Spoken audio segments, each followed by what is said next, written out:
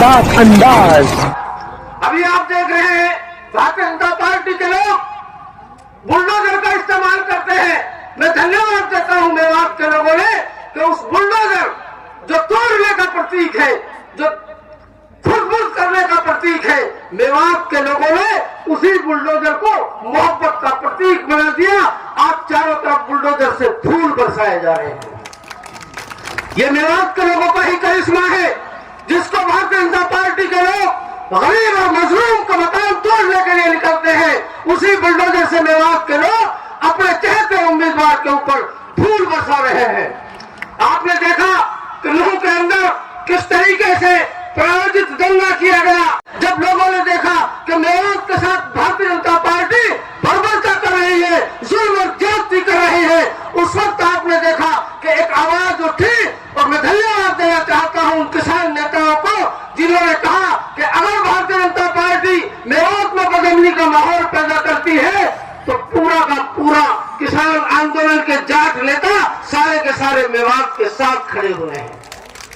इन लोगों का मंसूबा था कि गुड़गांव से लेकर के जयपुर तक आग लगा दी जाए, लेकिन मैं धन्यवाद देना चाहता हूं अपने उन जाट भाइयों को जिन्होंने इस आवाज को दबाया और उसको वहीं के वहीं शांत करने का काम किया। जब देश का बंटवारा हो रहा था, ये बातें जो मैं कह रहा हूं ये कोई बनावटी बातें नहीं है, दिल से जो बात निकलती है असर रखती है, पर नहीं ताकत परवाज मगर रखती है।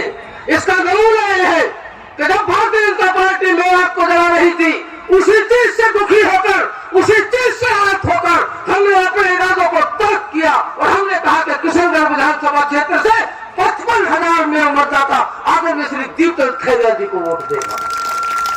हमारे मैनेजर साहब एक अलग विचारधारा के लोग हैं, लेकिन हम समझते हैं कि इस वक्त देश को और इलाके को अमन की जरूरत है, शांति की जरूरत है। इसलिए हमको चाहिए कि हमें आदरणीय श्री दीपचंद खैरिया जी को जिता करके भेजना है।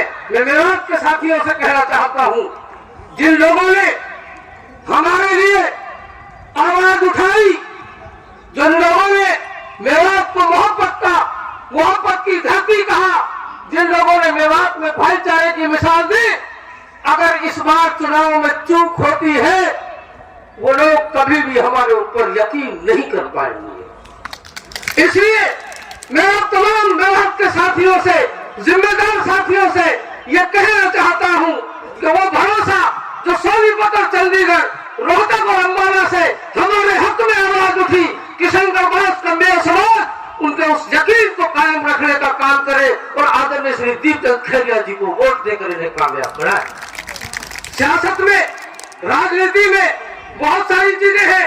आज मैं इस मंच के माध्यम से कहना चाहता हूं कि जब तमाम साथी अलग अलग थे, फिर भी हमने इस झंडे को उठाया और हमें कामयाबी मिली। इस बार तो हम तमाम के तमाम कांग्रेस पार्टी के कार्यकर्ता और जितने भी इनके साथी हैं सब एक हैं। ऐसे में मुझे नहीं लगता कि कोई चूक होगी। दोस्तों, सबसे पहले हमारी खबर देखने के लिए सब्सक्राइब कीजिए मेवात आज तक चैनल को और साथ में दबाइए बेल आइकन।